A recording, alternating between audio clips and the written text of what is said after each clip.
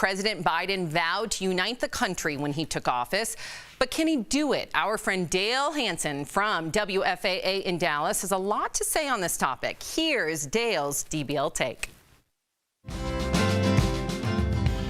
President Biden and his supporters have talked a great deal about unity and bringing this country together again.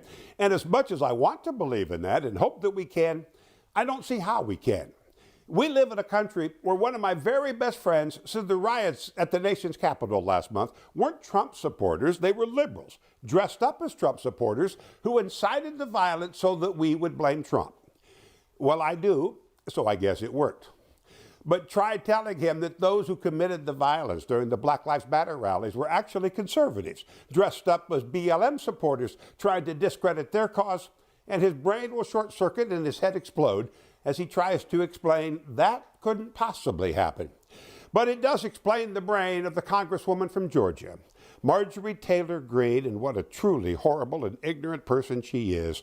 She liked a tweet in support of removing House Speaker Nancy Pelosi, saying a bullet to the head would be quicker.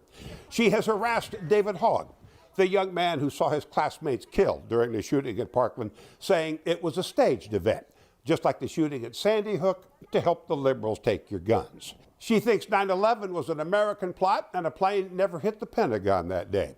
And Hillary Clinton has killed children and drank their blood. And yet this woman now has a vote in Congress. After saying she would never apologize and never back down, she has tried to walk some of those comments back by blaming the media. Because it's always our fault when we quote people who say stupid things. I don't think you can unify with someone like that. I don't want to unify with someone like that. And yet her Republican colleagues are quiet, much like they were in the early 50s when a Republican senator from Wisconsin, Joe McCarthy, tried to destroy America. But Boston lawyer Joseph Welch was alive then, and I wish he was now. You've done enough. Have you no sense of decency, sir? At long last, have you left no sense of decency? It's a question we should all be asking of those who are tearing America apart under the guise of making America great again. At long last, have you no sense of decency? Amen.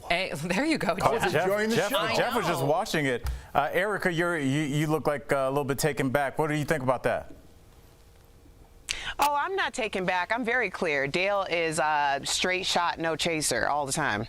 Yeah, he's that guy. I mean, we on the show we try to include both sides. We want to have conversation on the show, but when somebody doesn't believe that Sandy Hook was real or believes that Congresswoman Greene also believes that the Vegas shooting was not a false flag and was like an attempt to take your guns away, I don't know how you come to the middle on that. And it just bottom line, when you take the extremists on either side and incorporate that into the all, meaning like pointing fingers everywhere each way, that's where the problem lies. The problem is with the people on the extreme edges, right? Not with the middle of America like us. The people on the extremes are the loudest now, and they have a megaphone. Well, how about we unite to get rid of those people from Congress because they do not represent the American people or our democracy?